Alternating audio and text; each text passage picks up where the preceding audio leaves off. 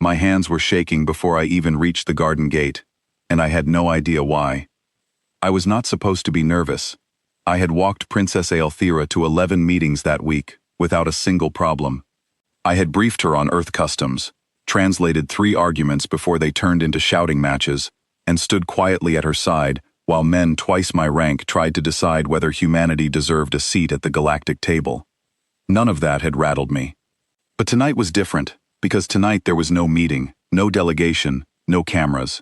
Tonight it was just her, asking to see real stars instead of the dome projection in her quarters, and me, the only person cleared to walk her outside after dark. I checked my earpiece one last time before I opened the gate.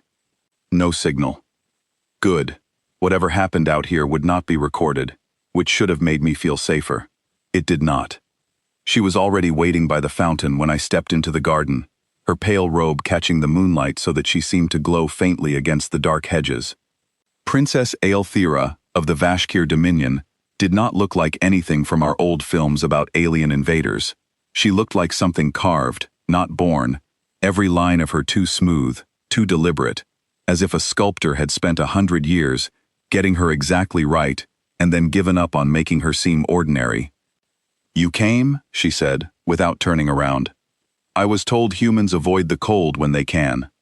I was told princesses avoid waiting when they can," I answered, and immediately regretted it. 3 days of formal briefings had taught me exactly one rule above all others. Do not be clever with her. Do not be casual. Do not, under any circumstances, forget what she is. She turned, and there was no offense in her expression, only a flicker of something close to amusement. "You are allowed to speak plainly with me, Dane Okoro. It is one of the few things your species does that I find restful." "Restful," I repeated.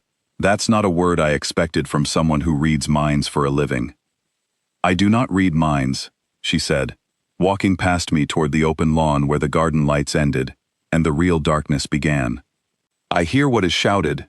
There is a difference, though your scientists have not yet understood it."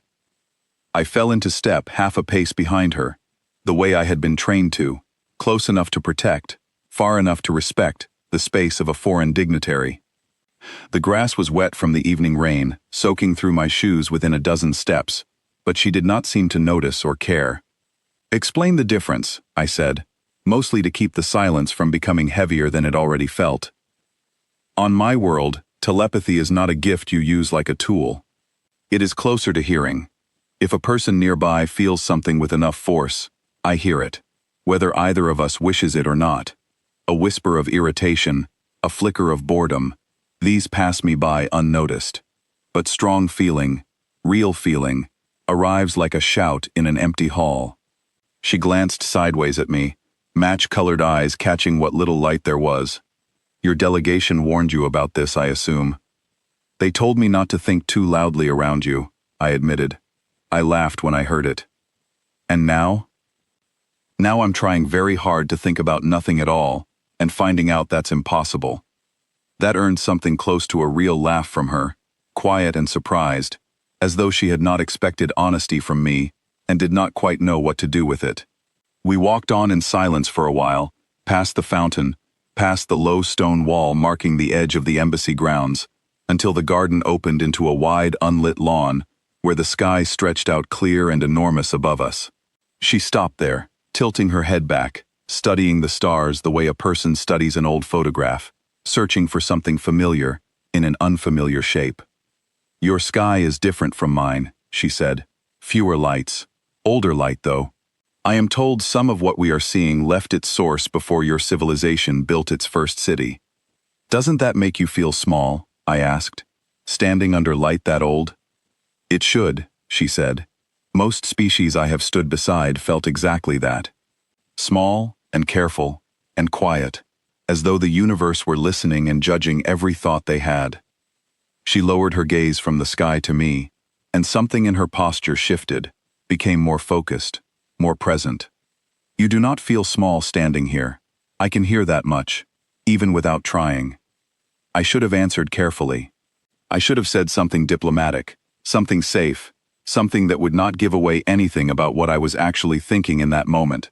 standing 3 feet from an alien princess under a sky full of ancient light, feeling the strange electric pull of being noticed by someone who was not supposed to notice me at all. Instead, I thought, quite clearly and quite foolishly, that she was the most striking person I had ever stood next to, and that no briefing document in the world could have prepared me for how it felt to have her full attention. I did not say a word. She went very still. "Careful, human," she said softly, turning fully toward me now, a slow smile spreading across features that were not quite human, but were, in that moment, unmistakably amused. "I hear you." My stomach dropped so fast, I nearly took a step back. "I didn't say anything," I said, which was true, and also the single most useless sentence I had ever spoken in my life. "No," she agreed, closing the distance between us by another half-step, close enough now that I could feel the strange, gentle warmth radiating off her skin, like heat rising from pavement long after the sun has set. "You did not say anything, and yet I heard it clearly, louder, in fact, than most of what your ambassadors have said to me across 3 days of formal meetings. That's not exactly comforting." It was not meant to be comforting. It was meant to be true. She studied me the way she had studied the stars a moment earlier, searching, curious, unhurried. "Do you know what my mother sent me here to discover, Dane Okoro?" "Whether Earth is worth a treaty," I said. "That's what the briefings told us anyway." "That is the official answer, yes. The true answer is more specific. My mother wished to know whether your species could be trusted with the kind of contact that comes after a treaty, trade routes, shared technology, perhaps eventually, alliance. Every species we have met before you learned, very early, to make their minds quiet around telepaths. Careful, guarded. It is considered basic courtesy among the older civilizations, the same way you might lower your voice in a library. And we don't do that. You do not do that, she confirmed, and there was no scorn in her voice, only something closer to fascination. Your kind is the loudest species I have ever stood near. Every one of you radiates like a struck bell whether you mean to or not. Your scientists believe this loudness comes from fear. Your generals believe it comes from aggression, some instinct left over from older, more violent days. I have read both theories in the material your government shared with my delegation. What do you believe? I believe you have simply never needed to learn silence, she said. Every telepathic species I have encountered grows quiet with age, because quiet is safer. We learn, very young, to keep our feelings small, so that nothing listening can use them against us. You have never had that pressure. No one on your world has ever been able to hear you the way I can hear you now, so you never learned to hide. I felt heat rise in my face, and I knew, with a sinking certainty, that she could probably hear that too, whatever shape embarrassment took inside a human mind. So I'm loud, I said. Is that a problem for the treaty? That, she said, is the exact question I came here to answer. She turned slightly, pacing a slow half-circle around me, not threatening, simply thoughtful, the way someone might walk around a puzzle they had almost solved. For 3 days, I sat in your meeting rooms and listened to your ambassadors choose every word with such tremendous care. Careful sentences, careful silences. And underneath every one of those careful words, I heard something else entirely. Fear that they would say the wrong thing. Fear that my people would decide humanity was too small, too young, too dangerous to matter. All of that fear, shouting under the surface, while their mouths spoke calm, practiced diplomacy. That doesn't sound like a good first impression. It is not, she agreed. A guarded mind that fears judgment is not impressive to someone who can hear straight through the guard. It only tells me the guard exists, and that whatever lies beneath it has not yet learned to trust itself. She stopped pacing and faced me directly again. But you tonight, standing in a wet garden at an hour when you should have been sleeping, thought something entirely unguarded, entirely honest, and you did not try to hide it from me, even after I told you I could hear it. That is rare, Dane Okoro, rarer than you understand. For the record, I said, my voice not quite steady, I was trying very hard to hide it. I know, she said, and the smile returned, softer this time. That is exactly what made it so loud.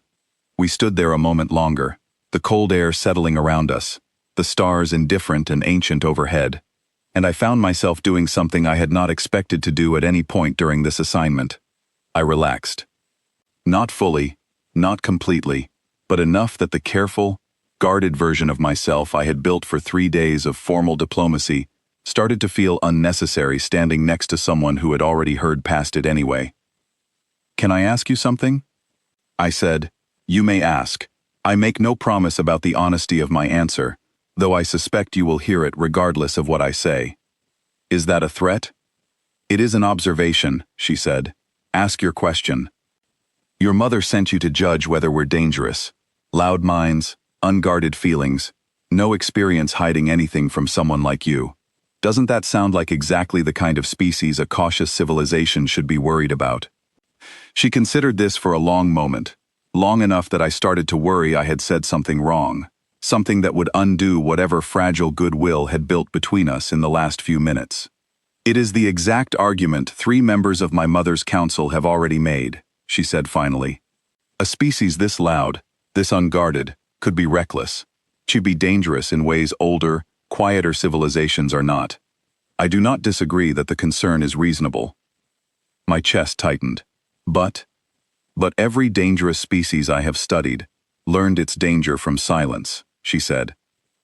"From hiding feelings so long that those feelings turned into something twisted, something that struck without warning because it had never been allowed to be honest in the open.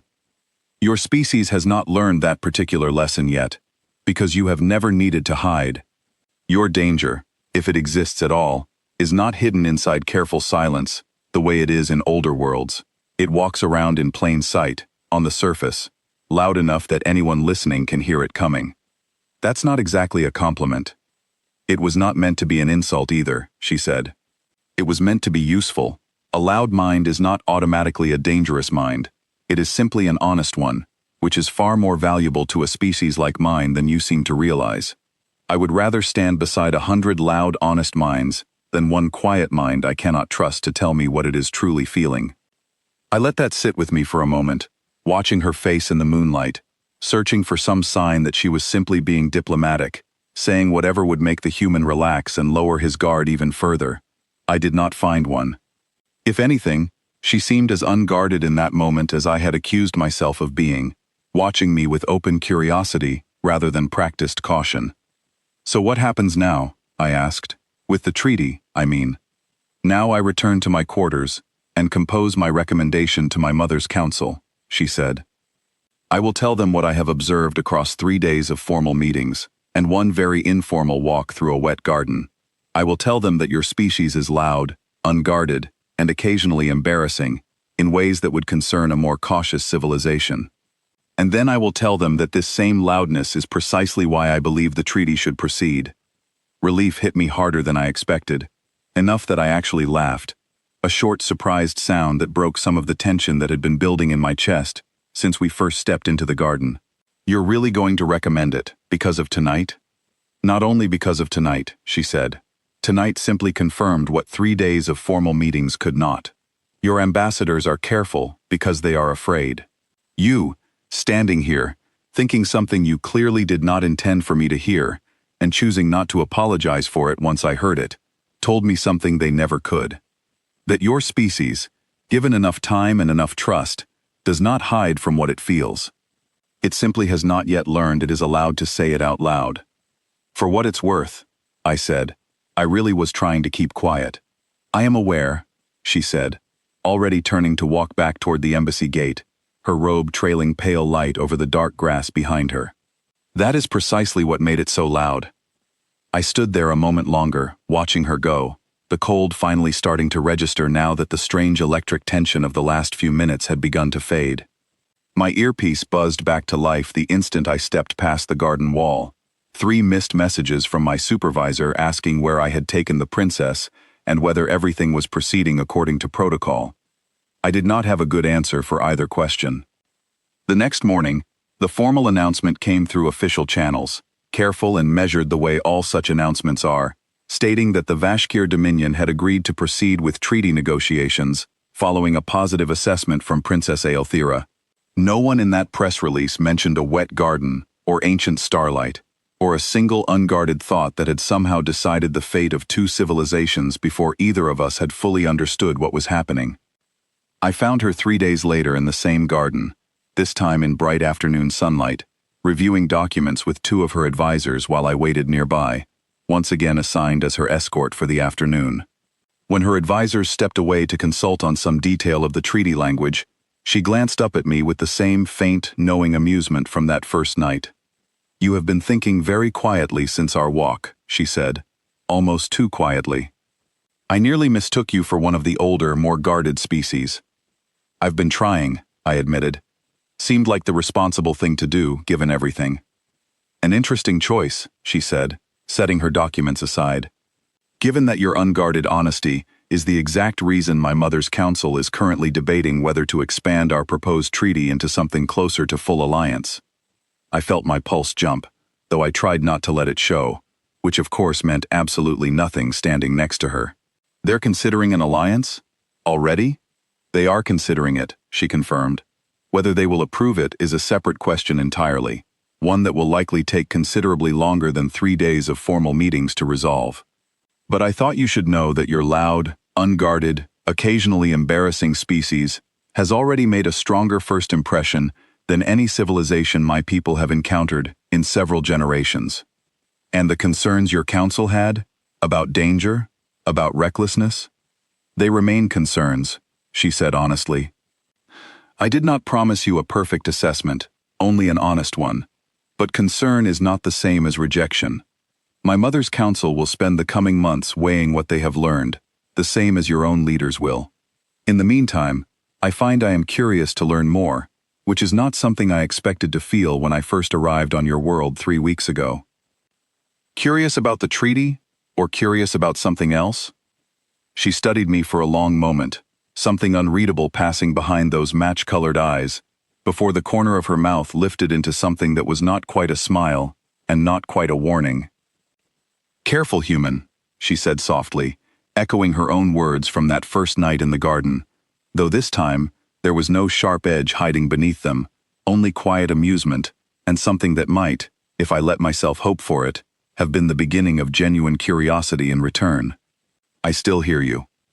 I did not try to hide what I was thinking that time.